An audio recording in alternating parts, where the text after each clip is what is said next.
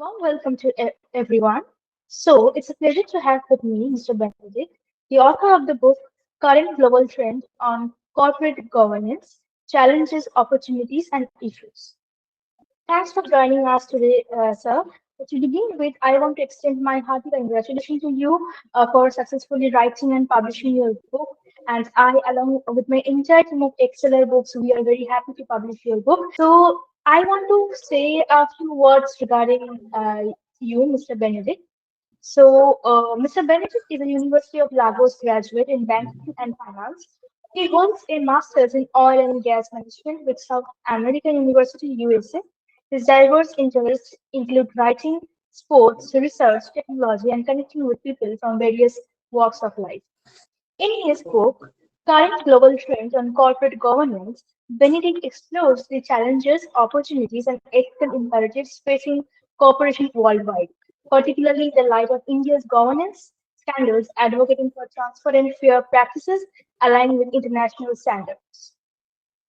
This was a brief regarding our author's book, Current Global Trend on Corporate Governance. So, I would like to ask you, Mr. Benedict, that what inspired you to delve into the complex world of corporate governance and its global trends in your latest book? So, can you please brief that to our viewers? Okay. Okay. Well, let me introduce myself again. My name is Benedict Izivikoba, and I'm the author of Current Global Trend on Corporate Governance Opportunities and Threats. Now, when you look at the issue of corporate governance, well, what really inspired me to write on corporate governance because of most companies today are falling down. Most companies are getting liquidated because their corporate governance is not strong enough. You understand? Now, when you look at issue of corporate governance, so let's look at corporate governance. Now, from the definition of corporate governance, you look at corporate governance in different ways. You understand? You are talking about the rules and conditions governing a company or organizations. And most companies today are not really applying, not let's say 80% or 70% of companies today are not really applying corporate governance. Their rules and regulations are being flawed. You understand? That is why we have most companies liquidating, and we have most companies falling apart. Now, when you look at corporate governance can be defined as these are rules and practices and processes that governs a company. So corporate governance, why I have to write that article, because most companies today, most organizations today in the world today, are not really passing corporate governance. And India is I use India as a case study because India, they practice corporate governance, and most countries today need to look at the way the corporate governance is being operated. So that is why I have to write it. So, thank you for your inspiration for writing this book, and that our viewers can know like the motive behind writing this book. So, given the increasing globalized nature of corporation and organization, how do you perceive the role of ethical conduct in ensuring their success and sustainability in today's in, interconnected world? So, what's your take in this? Well, when you look at the issue of corporate governance, when you look at the ethics in corporate governance, we look at you're looking at you're looking at the way the company operates, like the rules and the regulations that governs the company. You understand? There are so many rules and so many rules. Look at the issue of corporate governance. When you look, corporate governance has to do with the system. You look at the systems, the rules, and then the practices and processes by which a company is being directed and controlled. You understand? Now, when you look at corporate governance, if you want to really understand, it has to do with the way in which companies are governed. You understand? Companies, organizations are being governed. In every organization in the world, in India, in Nigeria, in Ghana, there must be corporate governance. These are the ethics. Look at the ethics, look at the rules, the principles that governs an organization, you understand, if you don't have if an organization does not have corporate governance, the organization is bound to liquidate or fall. You understand? So every company must have a corporate governance, and it's very, very vital in every organization. Otherwise, first of all, one, the company it might likely liquidate. There might be an issue with the company. The company might likely collapse in the next 2 years, 3 years, 4 years, if the organization rules and if the shareholders, the staffs, the stakeholders are not being certified, they don't follow the rules and regulation of an organization, the company might likely liquidate. They might likely fall. You get what I'm trying to say? So corporate governance is very, very, very, very good for every organization in the world. Okay, okay. And when you look at the issue of corporate governance in the world, you are looking at in every organization. Look at four things. You look at people, you look at the process, you look at the performance, and you look at the purpose. You are talking about the board of directors, you are talking about the shareholders, you are talking about the stakeholders, you are talking about the clients. These are very important. Then when you talk about the performance, like in every organization, there's what we call performance metrics. You look at the performance metrics of that organization, like there's what we call accountability, whereby you prepare the financial listing of the company. So you look at the performance of that organization, then you look at the purpose, what's the purpose, and then the process. So these are very, very vital in every organization. For every is very, very important. Yeah, now when you look at the issue of corporate governance, it's very, very important because first of all, you look at the relationship between the stakeholders, such as who are your stakeholders? You're looking at your shareholders, your management, your employees, customers, and then you look at the community at large. Now, let me give you an example of corporate governance like that. Now, if let's take for example now, an organization wants to run a project for the community, now, let's take for example, you want to do a borehole, you understand? This is also part of corporate governance. Just for you and the community, you and your community, corporate governance. Now, and again, corporate governance has to do with the way the staffs handle the client. Let's take, for example, now a customer, a banker, and a client. So corporate governance is very, very important in every organization. It has to do with the relationship between, in fact, you're talking about, just as I said, you're talking about the management, you're talking about the staff, the shareholders, the stakeholders, the client, and everybody. So it is very, very important in every organization. And then when you look at India, because I used India as a case study, when you look at India, India has a very good, in fact, they have a very good corporate governance, because when you study them in the issue of corporate governance, they practice it more, because I use them as a case study here. So they have more of a corporate governance because they work with the organizations, the staffs, the shareholders, and then the what they call it, the community at large plays a major role in corporate governance. Looking at India as a case study. Okay. Yeah, so corporate governance is very, very important for every organization. Yes, absolutely. And you're very right that without any proper corporate governance, we cannot sustain any company. It can be a government-owned company or a private-owned company, but corporate Yeah, governance. definitely, yes. Yes. So I want to ask you It's further very that important. research, yes, in your research, how have you observed the evolution of corporate governance standards and practices, and particularly in the context of rapid economic development and growth experienced by corporate India since 1990s? So, since you have selected India as the topic of your research, so what's your take on this particular aspect? That the evolution of corporate governance in India since 1990s.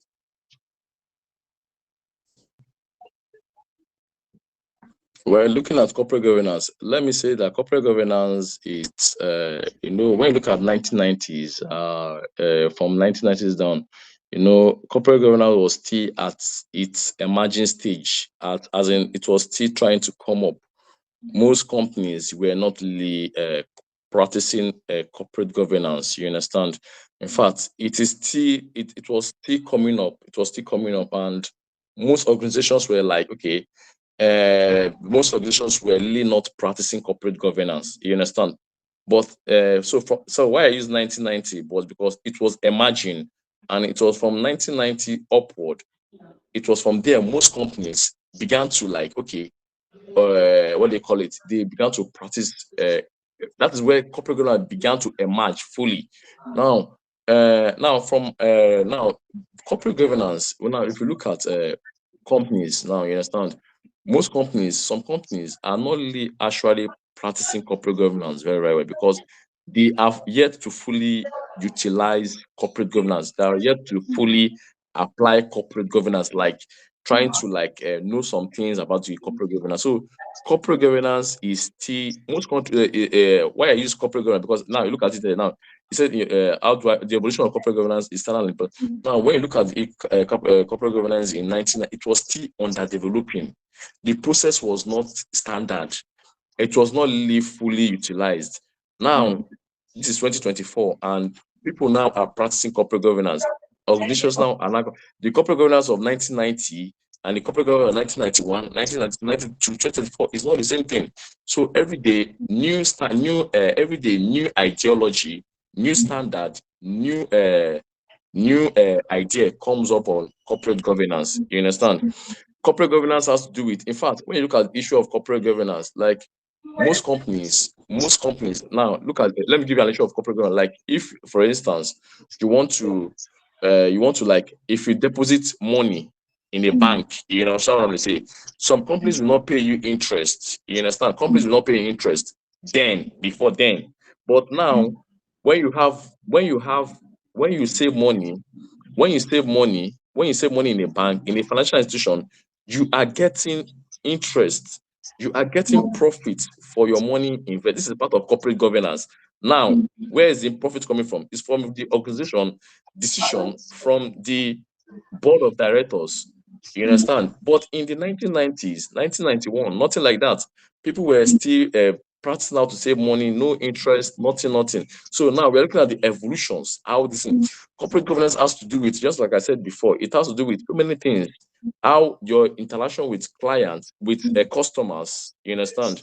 Customers with, sorry, the customers with, sorry, the staffs with the customers, you understand? Corporate governance has really emerged. It has really gone from the stage of 1990.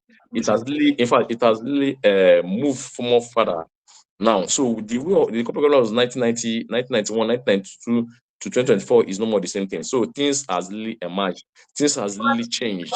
It is no more before. Corporate governance is incorporates so many things. Right, right. Absolutely.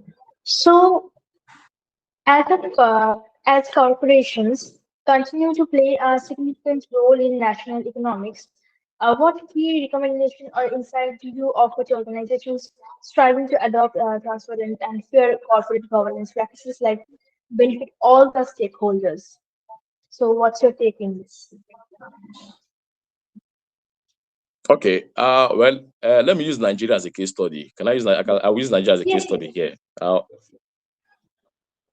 Now, when you look at Nigeria corporate organizations, now when you look at, when just like I said, corporate organization, corporate sorry, when I say corporate has to do with staffs and stakeholders. Now, looking at Nigeria as a case study, we have so many banks liquidating. So many banks are collapsing. Why? Because the corporate governance is at 40% or 50%. Now, when you look at the corporate governance, most banks are not giving interest. Most banks now, when you look at the interest rates, is very, very poor. You understand? In fact, cost, what they call it again and again, what they call it, some companies, some staffs, some what they call it, some staffs are not, they are not in good terms with the clients.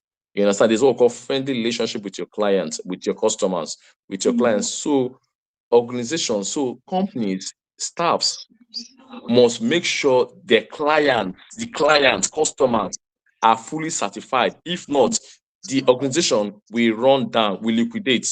You understand? Now, for you to make for an organization for an organization to really for an organization to really thrive long or stay in the long run, First of all, just like I mentioned before, they must work on the products. They must work on the product. They must work on the services.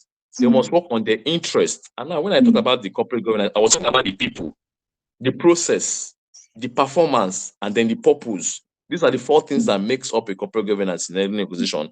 You're talking about the people, the process, the purpose, and then the performance. Now, just like I said in Nigeria, our most companies today are really falling today based on the fact that even the government too are not really playing a major role, because the government too can be a major problem when it comes to corporate governance. When there's no light, when you have problem of deficiency in electricity, it affects company, and organization will fall out, will collapse, and staffs will move away from the company.